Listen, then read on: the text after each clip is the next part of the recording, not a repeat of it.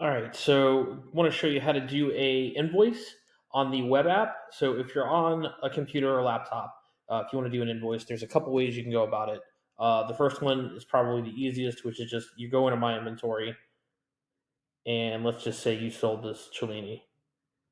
So you just go here, create invoice, put the amount in. We're just going to go 35,000.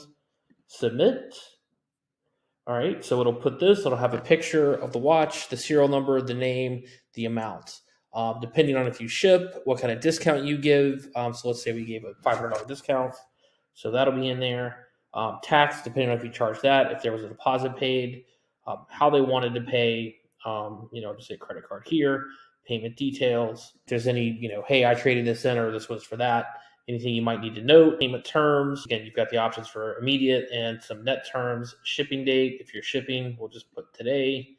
And the method, we'll just say FedEx and we'll put in a number there. Again, you have a field for notes. If you want to include the wire details, you're able to do that. You would just need to put in the contact name here for who you're selling to. So I'm just going to sell this to myself. So if you're already in the system, it will populate and you can just hit the same as bill to ship to. Pretty straightforward. Create the invoice. All right, so it's going to create the invoice. Here's the preview for it.